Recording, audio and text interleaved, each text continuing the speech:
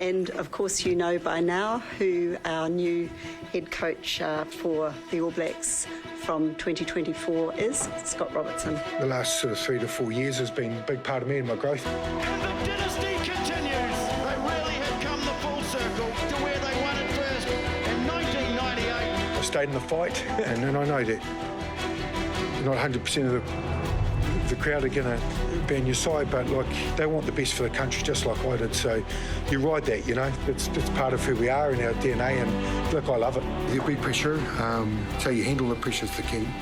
Look, I spend a lot of time personally understanding how it shapes me and what I've got to do and how I perform under it. Scott talks about it in terms of passion, but having observed him today, we saw it as inspirational. So we look forward to the inspirational journey that he will take the All Blacks and Aotearoa New Zealand on over the next 4-year cycle. New Zealand have found their All Black coach for 2024. Not this season, but next. We don't know the management team, we don't know the assistant coaches, but anyone can tell you it's the breakdown team. So John Kerwin, Mills Molina and Angus Ta'avao.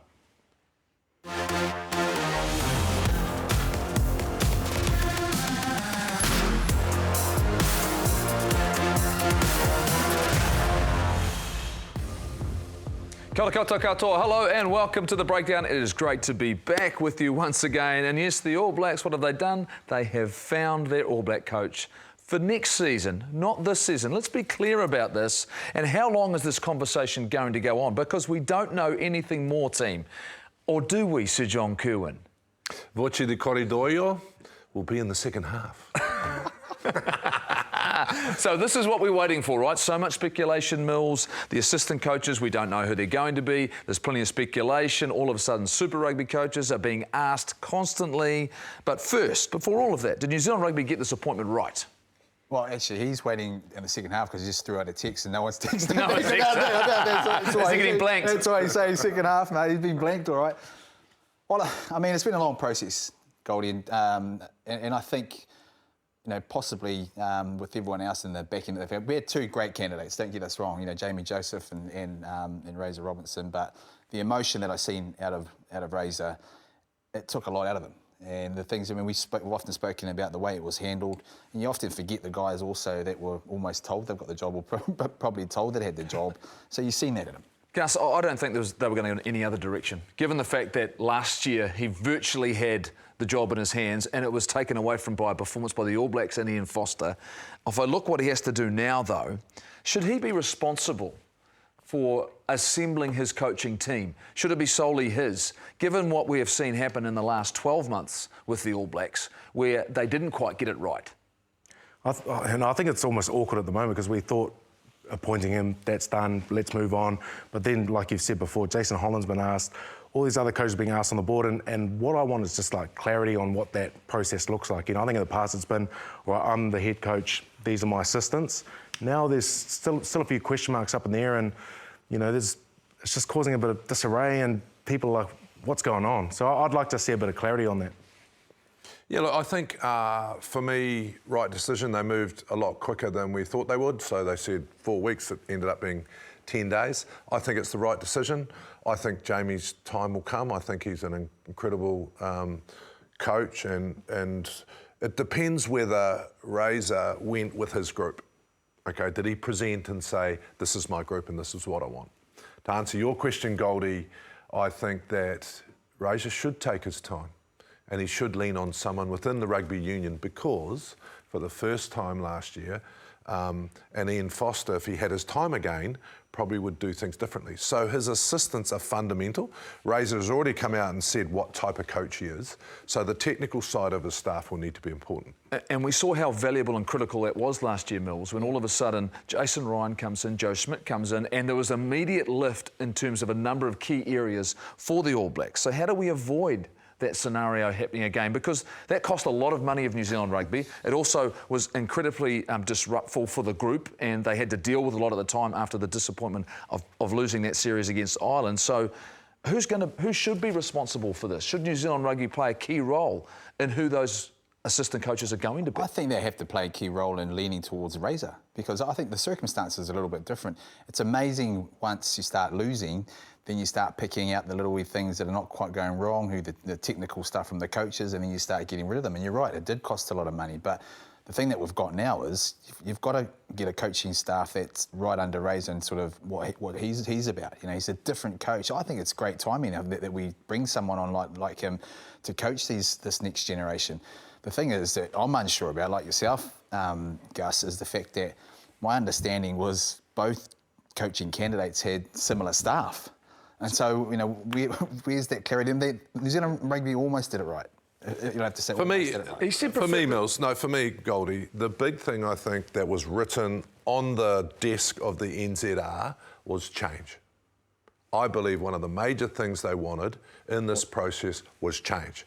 And so I think they want to have a new look at the game. They want to change a whole lot of different stuff.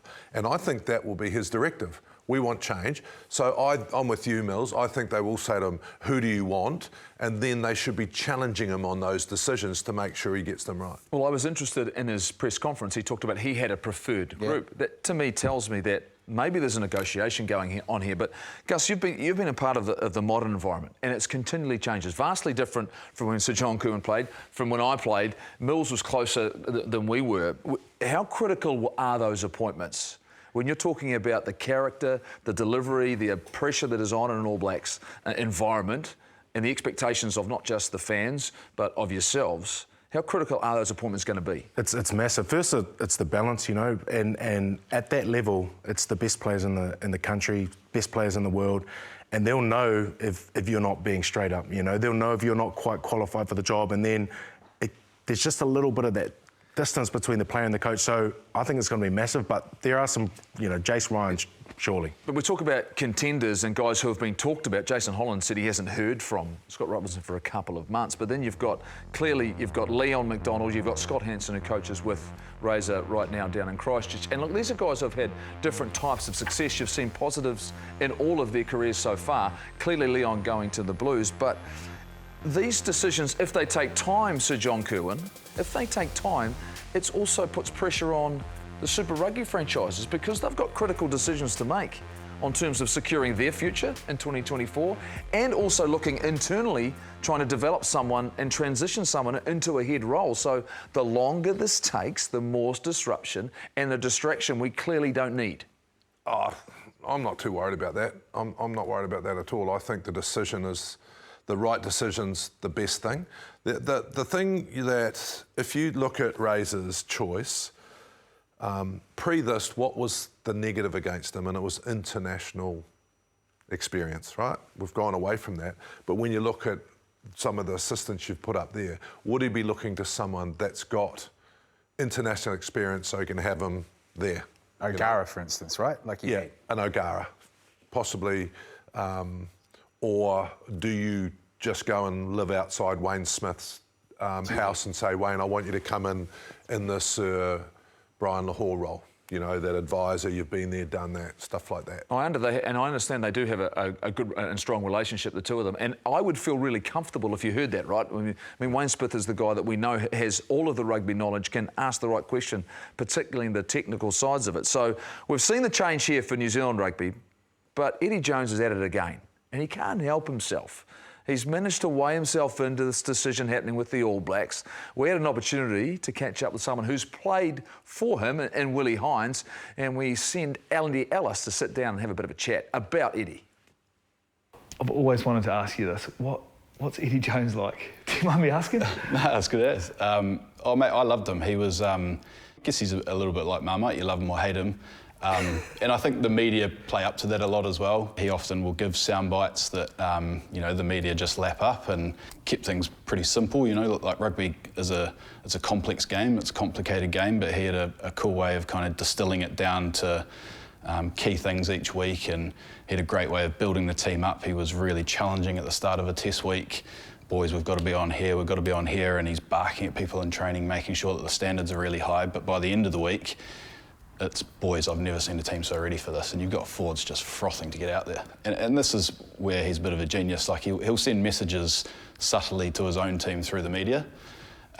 because he knows that you read it and you listen to it and you hear it one way or the other. And he spoke about pressure chasing the All Blacks down the street that week, and that was kind of the first thing that sort of started off the week. And then again, it was just around, the simplicity of the plan, but it relied on each individual in the team understanding his plan, bringing it to life. And it was, a good performance. Just a shame we couldn't quite back it up. How's he going to go for Australia? Yeah, I mean, time's not on his side, is it? He hasn't got a great deal of time. But if anyone's going to get them ready, it's Eddie, 100%. I feel like he's one of those guys that can come and rattle the cage, though, and drive some stuff really hard for even a short amount of time and can get the best out of them. 100%. He'll get them organised, and it's just whether or not the combinations that they've got that he selects have had enough time together. I guess we'll find out. No one creates noise like Eddie Jones. That's what he does. I think it's really poor how New Zealand Rugby have done it. I think the timing's inappropriate. So he chooses to weigh on this decision between New Zealand Rugby and this coaching. But this is just Eddie doing what Eddie does right. JK. That has nothing to do with anything except Eddie going, I am going to try and find a wedge for the World Cup. When he goes to see Ian Foster before the next Australian game, he'll be saying it. You're treated poorly, mate. What's the bloody hell going on, mate? And that's why I love him. He is someone that's going to try anything he can to win, and that's the beauty of the man. Oh, he's done it already.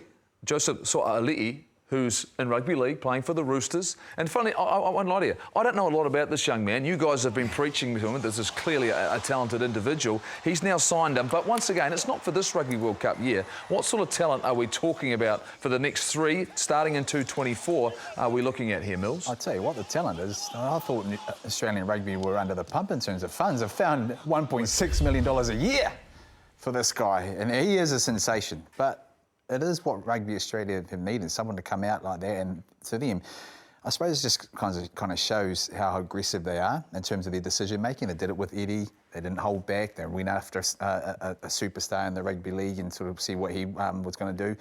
And they've made headlines for that. So they're pushing. Game needs a superstar. Game needs a superstar over there. Rugby league is probably in the best condition it's been for a long, long time. Mount Smart, just about full today. The game is really, really good with the repeated sets of 6. They've got some amazing athletes, Mills, and this is a really, really good thing for the game. He'll play fullback. The Australian rugby team probably hasn't had a superstar since Israel Folau, or not? Anyone after him that you guys can think of? Not off the top of my head. No, I mean, they've had that's the problem, wonderful international competitors. Yeah, I mean, they're all great players, don't get me wrong, but you need game breaker, right? superstar. But I've loved how they've gone about it. They've gone in early. He's not ready for another couple of years. But they've locked him in, nice and early. But what it creates a bit of traction around there about the good of the game. And also here back in New Zealand, Gus, the fact that this guy here is about to come to play rugby. Now it creates that hype around rugby. I think it's a great thing. Yeah, well, I know Rugby Australia have been talking about trying to lure over some of these superstars, and they've gone for this young kid, Sua'ali'i, who, by all accounts, from when he's 15 years old, was made for this sort of stage. And, he played rugby. I think he was part of the schoolboys Australian team that beat New Zealand on New Zealand's soil and first time in a long time. He's athletic. He's got a good head on him, and I think it's what they need. It does send a really good message. The fact they're going out there to try and improve the profile, they're trying to improve their talent levels, they're hoping to attract more talent through to their program. Brandon Smith, though, one of the Roosters, he's not overly impressed. He's certainly not concerned. Take a look at his reaction to this big news. Rugby really got a gem there. He's only gone for 3 years. I think he'll be about 16 when he comes back, so he'll be able to come back to the Roosters, hopefully. Like Peter V'landys said, go over, get that easy money, and then come back to the real sport. 1.6 million could have been spent better on the grassroots of rugby. A $1.6 million winger from the Roosters isn't going to help you beat the All Blacks. Subtle. Yeah. Subtle. Yeah, thanks, Brandon, for bagging rugby, mate. We won't forget that, son. We won't forget that last year you came out and said you're going to leave the Storm a little bit early. And so for me, it's a good buy. Both sports are pretty damn hard, as we know.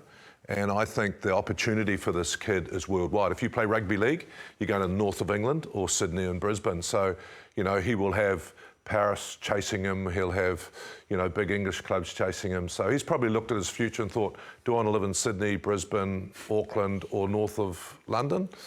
and he'd say, oh, maybe I'll do this, like Roger's done, like Sonny Bill did. It's a different worldwide game. Yeah, well, it's not going to be for a while. We're going to see him. Brandon, that was for you, mate. Yeah. Jeez. That was for you, Brandon. Don't bag our game, son. Don't bag our game. Don't bag our game. Look, there's plenty more for us to talk about here on the show. We've got Super Rugby Aupiki a little bit later on, but we're going to talk about Super Rugby Aotearoa after the break.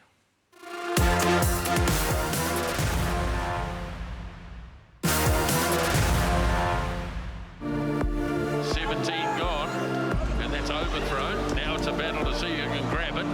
Been knocked on by the Brumbies. Play on. Here's Scott Barrett charging into the open spaces.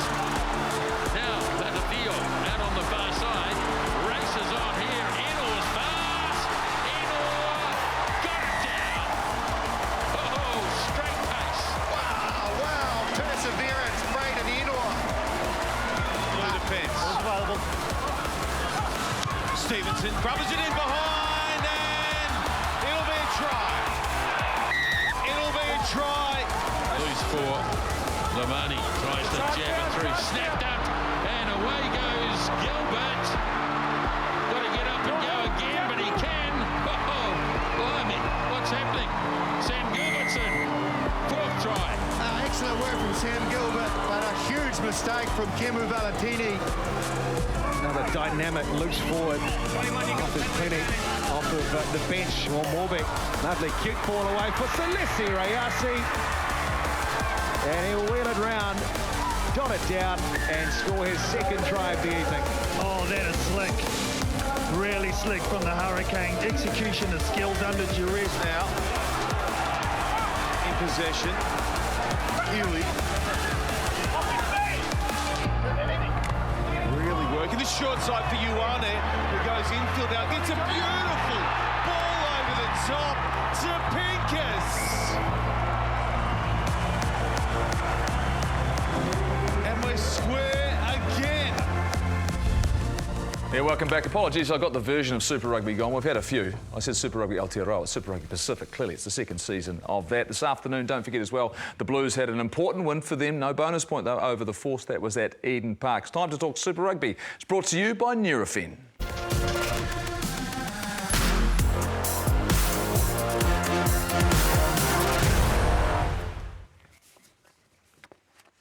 And the Super Rugby teams are going to need plenty of it. Nurofen, because this is the numbers, and if you look at them, it's incredible the number of players who have been ruled out right now. And these are the key guys through the squads, but there are numbers more. 40% of the Highlanders, 33% of the Crusaders. There's some massive names there. 1/5 of the Hurricanes. The Chiefs have been in off lightly, as have the Blues, but significant.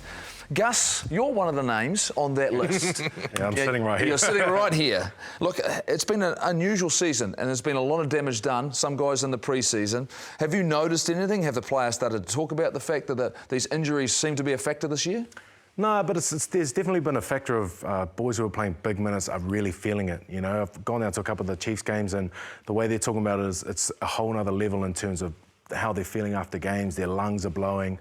I think, you know, Jake Gordon the other night he was all done, about 70 minutes. So not necessarily the injury side, but it's a weird season, isn't it? I mean, guys finishing their, you know, Fletcher Newell, Alex Hodgman, they're up for the rest of the season. So where do you go? Does it make it in some ways, though, if you start talking about the higher level, and you're talking about selecting sides, and you start looking at the pool, if the top players aren't out there and they're missing games, does that compromise your ability to select them later on?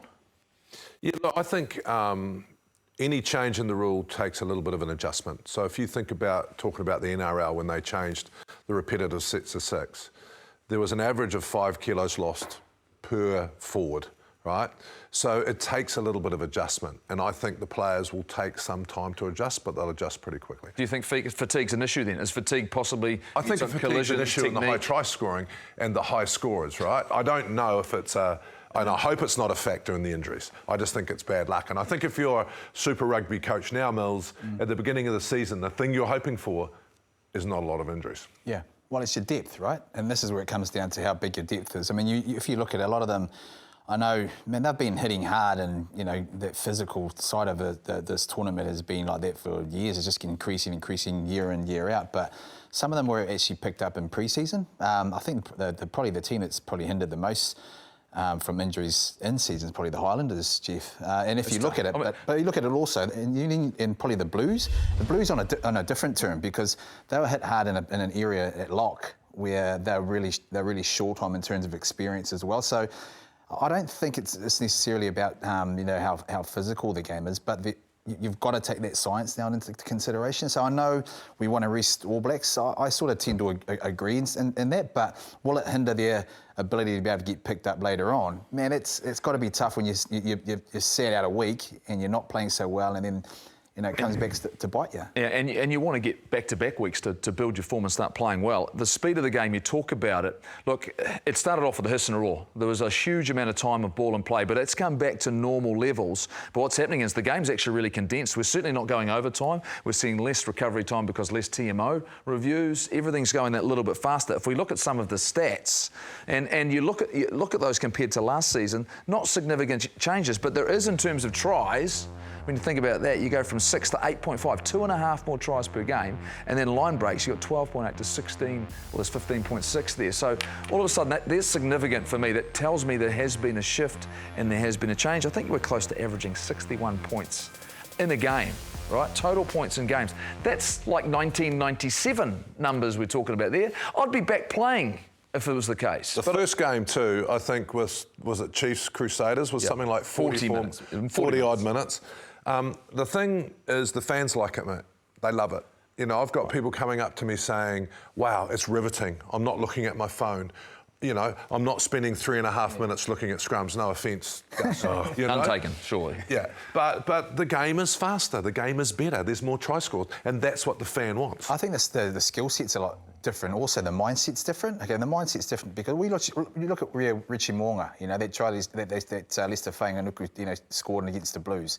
I mean, in the past, you just kick out. Guys are not going for that opportunities, but the skill set that backs it up to be able to nail it, and then, the result they get from it is a 5-pointer. It's not a let's kick out and start again, take a breath, take 50 minutes, 6 seconds to do a line out. But I also think we're actually kicking a lot smarter and counter-attacking off those sort of options as well. So I'd love to see a stat where we're sort of making breaks, whether it's out wide or sort of in the middle of the park, and sort of how long we've held onto the ball as well. So all of those skill sets, though, suit us, Gus, but when you go to the next level and you're talking international rugby, the gap all of a sudden widens. Surely, if they're playing with different laws, we're playing at a different speed.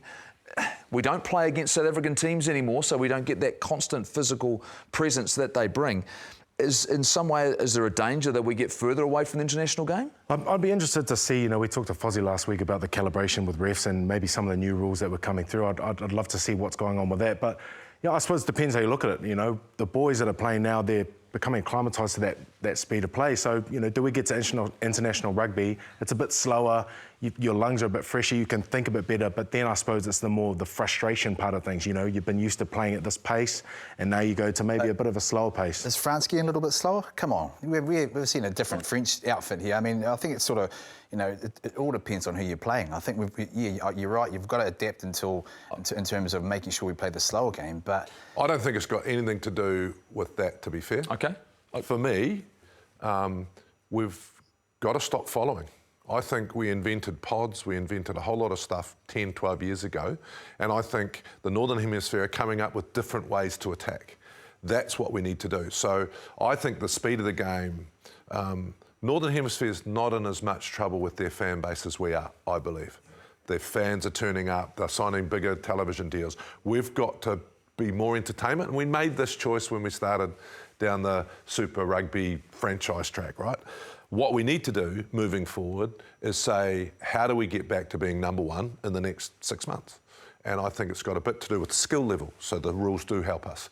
I think it's got a lot to do with our individual players who I would back one-on-one against anyone from the Northern Hemisphere, but how do we get them into those spaces now so that we can use that individual talent? And that comes back to different structures. But you have to be adaptable, though. I mean, if you're any international side and you're going to a situation of a quarterfinal, semi and final, in any competition, right, you'll come up against different opposition, Gus. You have to be able to not only counter, but be in a position to defeat some sides who play differently. Are we going to be in a position to be able to do that, or are we just going to have to rely on experience? Well, I think it's a mixture, and the exposure that these players are getting now, I think there are some different things that we're seeing, and Fozzie's going to be sitting back getting a real good picture of this. Like I said, he's been up with the refs. He's going to know how this competition is working, and he'll be plotting about what moves next and what's going to suit us for that World Cup. You talk about form, you talk about players. What have we done this week for our Form 15? And so I asked Grant Nisbet this week to do it with a little bit of a twist on it, and Mills is not happy. Oh, I'm not happy. And JK's not happy, mate. You can't change the rules, brother. Hey. You can't be given a brief at the beginning of the season and then change it round 4. I'm hosting the show. I'm hosting the show, and I've set the rules this week. Just this week. I'll be gone. Don't worry. Next week I'll be out. But this is Grant Nisbet's Form 15 over the 5 weeks. So guys, unacceptable, may not have Nisbo. played this weekend. Don't be silly. So Samasoni Tokiaho and Tyrell Lomax and Joe Moody. Now Joe Moody's a big mover. Brodie Retallick and Sam Whitelock. And you'll be starting to think to yourself, this looks like the All Blacks. Well, maybe it should be. It Sam is the All Blacks Payne, so Ethan far. Blackadder, Ardie Savia. We've seen how damaging he can be. Aaron Smith and Damien McKenzie, no doubt. The Chiefs are performing well. Geordie Barrett and Billy Proctor. A couple of hurricanes. That was always going to happen with Nisbo. And then the back three. Very interesting here. Lester Whanganuku in the last couple of weeks. Sean Stevenson in the back and Mark Talia. But we'll give Nisbo the opportunity to defend and talk about his Form 15 after 5 rounds of Super Rugby Pacific. Hi guys, well as you know it's a very subjective job picking any sort of team. I'm picking this purely on form. If there's a World Cup final tomorrow, obviously there isn't, but if there was, then probably this wouldn't be the team that would take the field. But this is purely on form, and there's going to be a bit of controversy, and I'm sure there'll be plenty of discussion about it. I've got Sean Stevenson as the fullback. I think if you're looking purely on form, he is the in-form fullback. On the wings, Lester Whanganuku was fantastic for the Crusaders and has been throughout the year. He goes on one wing. Mark Talia, I think, is arguably our best winger at the moment. Into the midfield, this will be controversial, I know it will be, boys. About Billy Proctor. Is there a better centre in New Zealand at the moment than Billy Proctor? I don't think so. Geordie Barrett, automatically at second 5. First 5, this will be interesting too, because Richie Mo'unga had a shocker on Friday. I'm not sure that Beauden Barrett is playing all that well at the moment. I've gone with Damien McKenzie. Halfback, Aaron Smith, fantastic in Dunedin last night. So that's my back line. At number 8, I'm sorry fans of Hoskins Sotutu, but while Ardie's playing number 8, there's no one better at the moment. Sam Cane has come right back into it, and I reckon he is the form number 7 at the moment. Number 6 is a very interesting position. In fact, I'm going to have to consult my notes here. I've gone with Ethan Blackadder, even though he left the field the other night. Is there a higher work rate in the competition? I don't think so. Whitelock Retallick, for sure, which leaves Scott Barrett out for the moment. And in the front row, Lomax at tight head.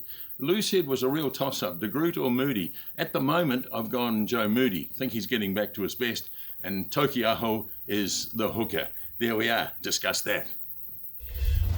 Oh, there's people screwing up their faces, leaning back, going forward. So, John Kerwin, I know you'll have some debate on some positions here, but we've talked about already in this competition the big players stepping up in big We just go back to you games. changing the rules? I don't know. Because, no, it's fundamental for this selection. So you sat on a plane with Nisbo and you... I didn't contribute to picking the side. And you decided to change the rules. No. So what you've said to me is this is the first 5-week form. Yeah, over the first 5 weeks, the guys who've been the most consistent players that I look and go who have played the best over the course of their opportunities. Yeah, so I'd have to challenge Ethan Blackadder. I think he's an amazing kid and I hope he stays well, but he hasn't played enough consistently at 6. So I'd be questioning that one. Have you got a replacement for us? I haven't thought of one yet. Well, so you can't just rule somebody out. I mean, there's no reshuffling. He's looking guys forward. Take a rest and have a think about it then, Mills. Well, because I wasn't consulted on the aeroplane, I wasn't on that. I've just gone on the fact it's week to week who ever played, and Geordie Barrett didn't play. I agree with him about Billy Proctor. He was playing 12, so Billy Proctor goes in at 12 for me. I think Alex Nankerville goes at 13. I think he deserves a 13. Narawa as well, out in the wing. I thought he had a sensational week. Scoring 2 tries. And Proctor puts himself into All Black contention, doesn't he? Yeah, I think he does. Now that he's moved into 12, I think, man, he's had a really, really solid season with the Hurricanes. I like how sort of patient he is, and he brings himself into. He's almost stepped himself up in terms of leadership too. Well, I want these players, Gus, to believe that can take an opportunity and take a chance that there's a possibility they don't go to Rugby World Cup. If you can show consistent form, not just 1 week, one-off form, you're in a conversation. I look at Billy Proctor and he's showing the skill sets that, and some subtleties there. That's really nice work, right? I mean, that's the key thing though, Goldie, is that consistency. I was at that game last night. A lot of talk about Geordie leaving and that 12. He moved in and he didn't skip a beat. He was part of everything they did well that night. The little touches out the back, no-look passes. His defence, I think he's at 92% tackle at the moment. What you need in that centre, he's put in his hand. I asked Gus how old he was because I thought, gee, he's been around a long time, Millsy. Yeah. But he's like 23. But didn't he start at fullback? And the reason I asked that is I'm pretty sure he started at fullback when he first came into the Canes a long time ago. But the trouble is, just covering centre, is that going to get 12, 13 though. I mean, that's what I'm saying. It's but so is 12, 13 enough now? Because he's not, like, you think about it, he will be on the fringe of the All Black selection, not he's my number 12. I think he's knocking on the door now. He's playing well, right? I think he is. So, He's definitely knocking on the door. And that's why I went with a body of work, Mills, not just a one-off. No, you can't. Hey, don't try and justify. So I want to now go continue on with this discussion in a head-to-head scenario, and you guys can take a rest. Let's talk about loose head prop. Did we miss Joe Moody last year? When you think about when it came big test matches, he wasn't available through injury. On the weekend, he was very, very good against the Brumbies. These are his season stats. This is what you're talking about in terms of impact. But Ethan de Groot, he stood up. When you look at these two guys, what do you see? I mean, it's the old bull and the young calf, isn't it? And you talk about missing Moody last year, but that wouldn't have given Ethan de Groot that opportunity to really take that number 1 jersey in his place. And I think that competition is exactly what you need this year. Moods is coming back with a passion, with a force, and it's going to be tough for that 1 jersey. Who's going to take that? Because Gruder, I mean, he's doing everything, skill set wise, physicality wise, tackle wise. He's all over it.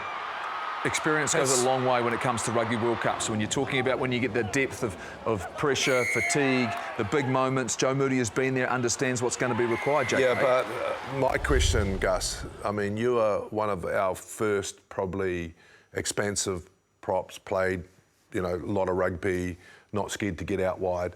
Has the position of loose head changed? Do you have to bring a little bit more nowadays? I think as a loose head, it's always been looked at a bit more of the mobile fitter prop, but I think across the board, the whole front row, you've had to change how you're playing. You've got to nail your first role first, scrum. If you don't scrum, there's no point in being there, which those two absolutely do.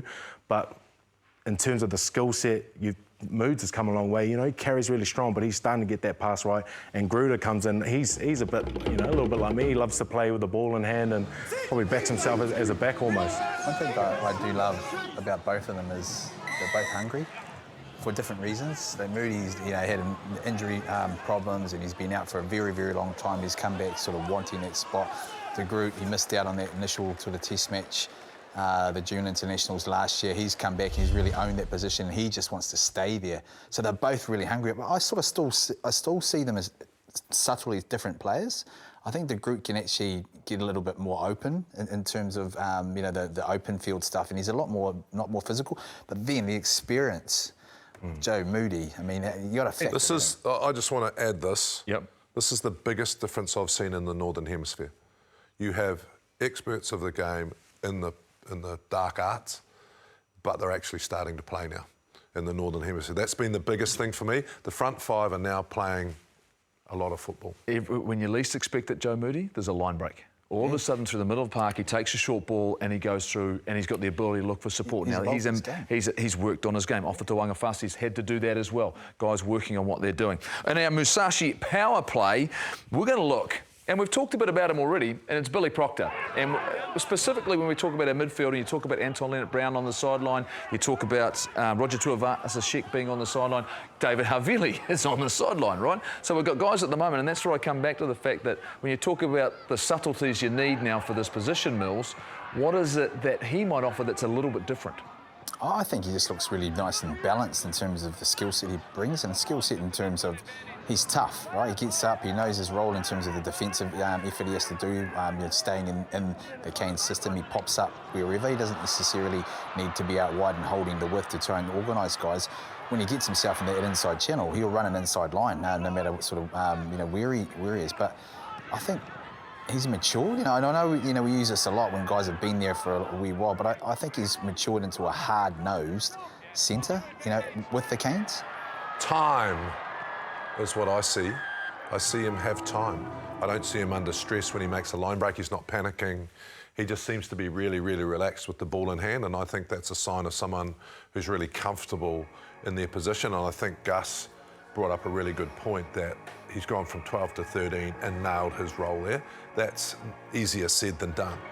But I love the time he gives himself. Makes a line break before you saw, takes his time, sells a little dummy, then gives a good pass. Those things, I think, can take you to the next level. 92% tackle percentage from a midfield back. Yep. One of the most difficult positions to defend from at centre, particularly off set piece. He does it incredibly well. All right, so let's change our attention now to probably the biggest round of Super Rugby Pacific this week, and it's the Blues and the Chiefs, and the Blues are heading down State Highway 1 on that wonderful new motorway down to Hamilton, and they're taking on the Chiefs. This is a blockbuster, undefeated Chiefs. Your expectations, Gus, of this contest, given the fact that the Blues are looking for that one statement performance, this is probably it, right? If you go to Hamilton and you win.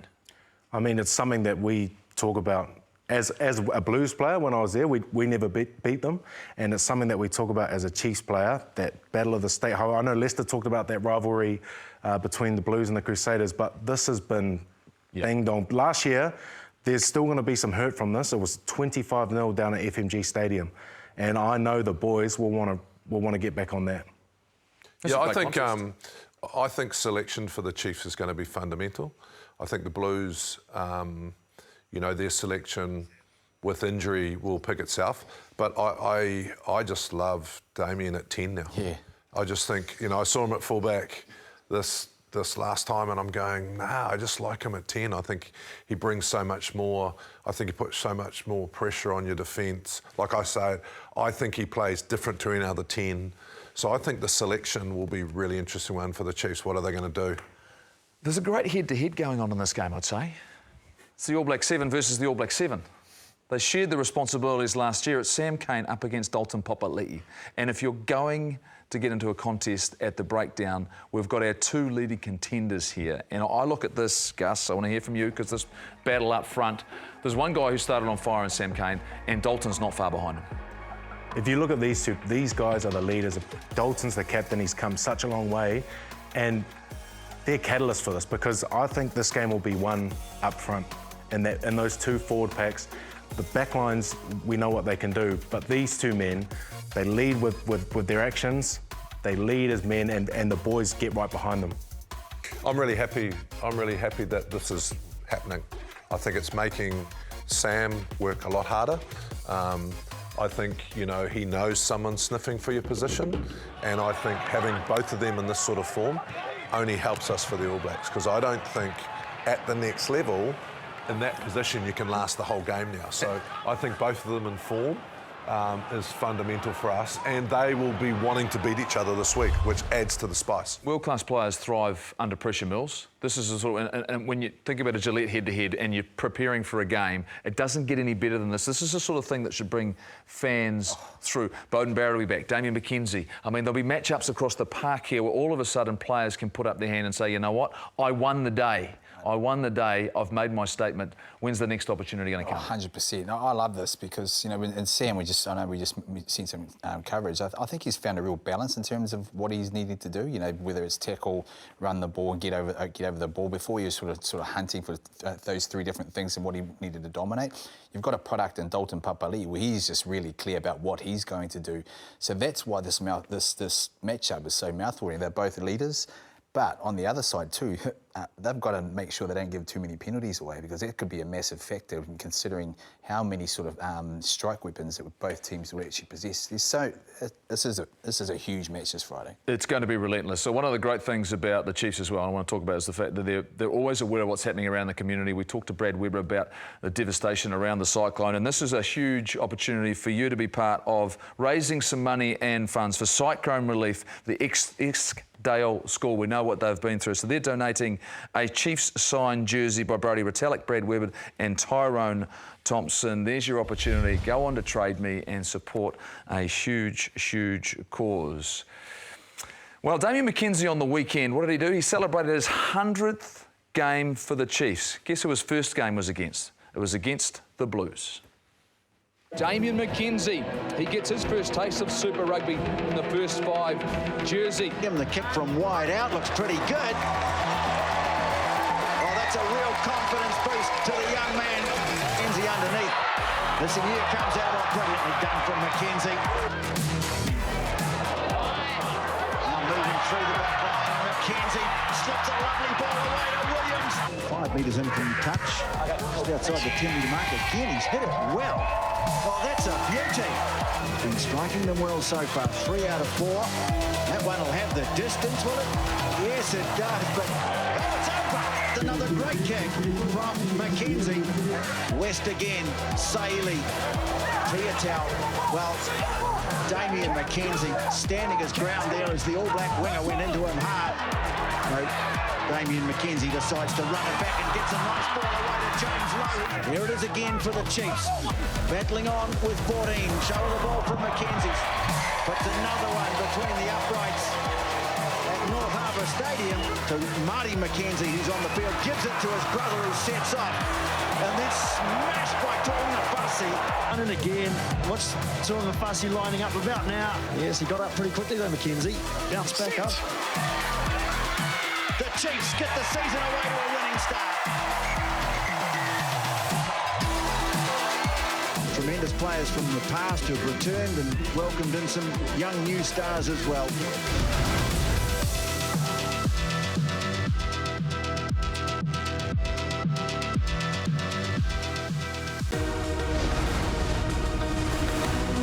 For the best part of 2 seasons, the Chiefs have set the standard. They are yet to lose a game in Super Rugby Aupiki.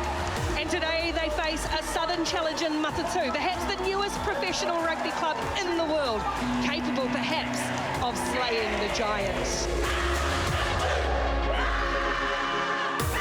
Marino Tohinu trying to clatter her way through and the halfback goes over. And now Kalunavali, hole for Kalunavali, just go charging through and Kalunavali gets a double. Rule, Amy Rule crashes over. Finally, Matatu gets something going. Now there's a bit of impetus and some ball play. What a ball from Nellis to Duplessis. Spins out of the tackle. Floaters there for Holmes. What a try from Matatu. That is one heck of a strike. The Chiefs back on the front foot. Matseali has picked it out. Is she going to have enough pace? Matatu in front. And then a lovely ball. Mirirangi Paul. Poetry in motion from the Chiefs to go back in front. Holmes for the corner. Holmes in the corner. Holmes the try. Connor gets it down. Connor over for the Chiefs. For the Super Rugby Aupiki title. She pushed it wide. Nobody gave them a chance. Except the team in blue and Matatu are the Super Rugby Aupiki champions.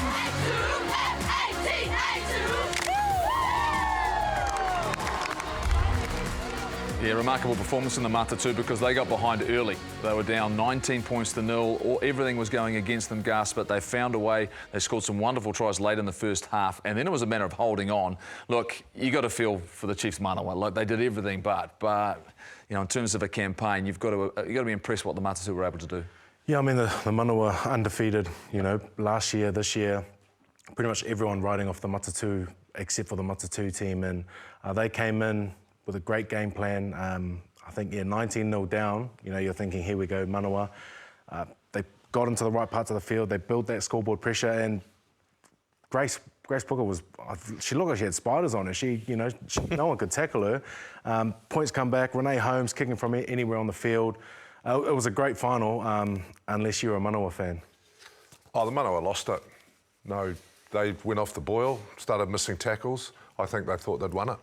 So when you're in a final like that against class opposition, you can't be up by that sort of point. They'll be incredibly disappointed. Yeah. I've played in games like that where you actually just go off the boil. You think you've got it won. Especially in a final as well. Yeah, and you know the better team wins on the day. It's great, isn't it? I mean, well, not if you're This is how you learn how to perform under pressure, right? Exactly. This is what it takes to stay competitive, go into your experiences. A lot of those players had played for the Black Ferns last year in the Rugby World Cup and led the Matatu. That's what you expect out of this competition. Absolutely, but I love they had a short amount of time. Yep. Imagine if they had another couple of weeks. I mean, compared to where, you know, Chiefs Manawa were, and everyone else, they were chasing them. I mean, they've all caught up, and Matatu have now won the final. So the product, you know, is there if they can give it a bit more resource and a bit more time. But in terms Did of it achieve what we wanted it to achieve? I still...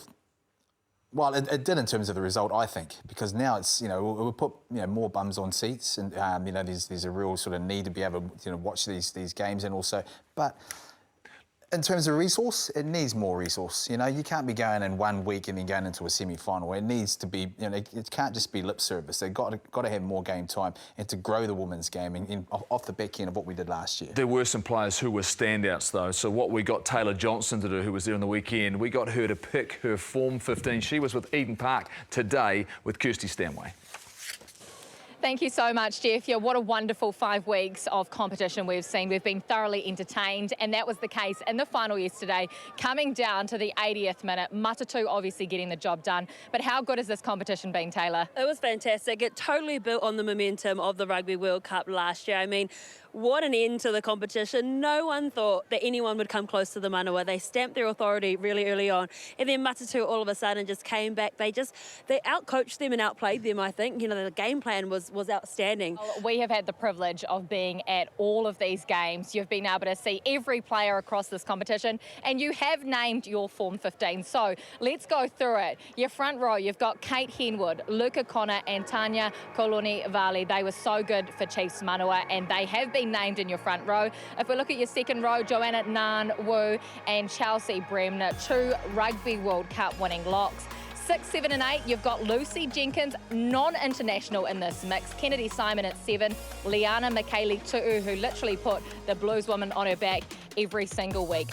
At 9 and 10 in the driver's seat, Iritana Hohaya has been named alongside Hazel Chubak. You've got a Hurricanes Poa and a Chiefs Manawa combination in there. In the midfield, Grace Brooker and Amy Duplessis, who of course came from the championship winning Matatu side. And your back three, Caitlin Vahakolo, Merirangi Paul and Renee Holmes. How difficult was it to pick this, and what was actually the hardest position for you, Taylor? Yeah, it was really hard to leave out Tanika Willison, because if you look at the whole competition, she was a standout, but when it came to crunch time, Renee Holmes was an absolute standout. She just carried the team, really. She carried that team to a championship. But when you look at the front row, I had to go with them as well, because Kate Henwood, not a Cap Blackfern, she actually just was a late call-up into the Manawa team, but she dominated absolutely every scrum. You know, the Blackfern front row in Matatu, they didn't stand a chance against the Manawa. So although they lost that final, I think we really need to give credit to that forward pack. Talk to us about the open side flanker position. She was actually playing number 8 this year. Why have you gone for Kennedy Simon? Oh, look, Liana Michaeli-Tu'u was a standout, as well as Kennedy Simon. And for me, I didn't really see any 7s that had put their hand up as much as those two. So I thought Kennedy plays 7 for the Black Ferns as well. So I'm going to put her there. And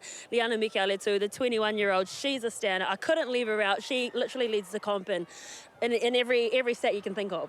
So the big question now, are we going to see some uncapped players in the 31 contracted Black Ferns? Alan Bunting has some headaches on his hands. Will he let these players go back to the NRLW like Caitlin Vahakolo, or will he try and sign them here in New Zealand?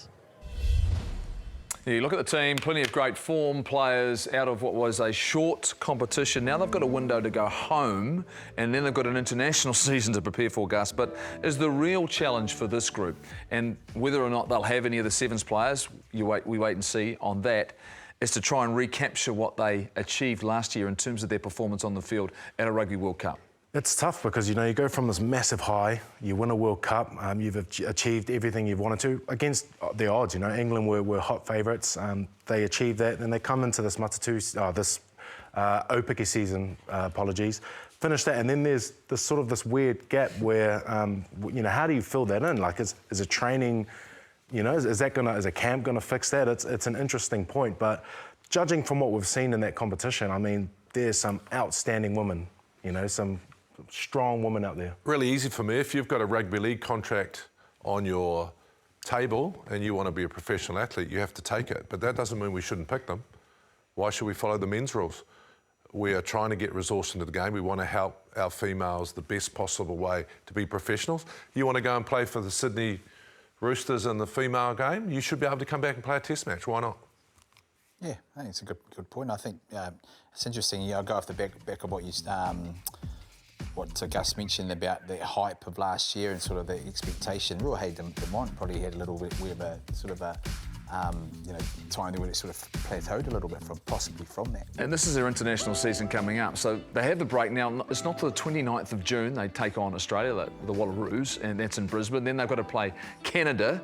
That's in Ottawa, then follow that up with another game against the USA in Ottawa, and then they're back to play Australia once again. And look at the gaps between those games. So clearly at the moment, this is a challenge for this group because you're not going to have the time together to prepare yourself, JK. You talk about these other opportunities that might present itself. Then all of a sudden there's an FPC that's going to be running on. Once again, the calendar is not quite fitting. It's not quite fitting. But my problem is, Gold, is we're thinking like men. We're thinking men's competition. Forget it. Do things differently. Pick 40 girls and play every week against each other. Do what you need to do to get us playing at the right level. Let them go to rugby league. Let them get paid. Let's think differently. Is Super Rugby the best thing for the female game going forward? Question mark. I'd like to get in a room and go, how are we going to actually do this? I don't think it is because you can't train one day a week and turn up and do one round. So how is that? I mean, of course I'd take a professional contract somewhere else. The thing we're going to have is they're going to go take professional contracts overseas in Europe. So the perfect thing about this is on the women's game on Wednesday night at 8 p.m, guess who's on the show? Wayne Smith. So this is the perfect opportunity for him to come in and look at that and go, you know what, this is the direction we need to go and how we build on that. Look, it's been a pleasure to be back in the seat here on The Breakdown. Gus, as always. Stop changing the rules, mate. And I've got to get on the same page. Oh, get on the same page. All right, I'm going. I've had enough. Thanks very much for watching. See you next week. Bye-bye. Leave me alone. Isn't he in some sort of form? Now, Patapio. Enor's fast.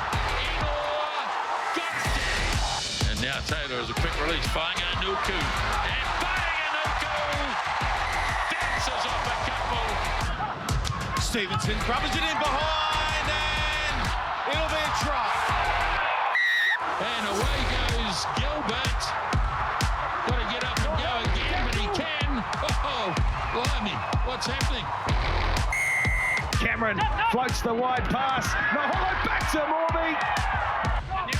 Proctor away for Cameron. He slices through and scores.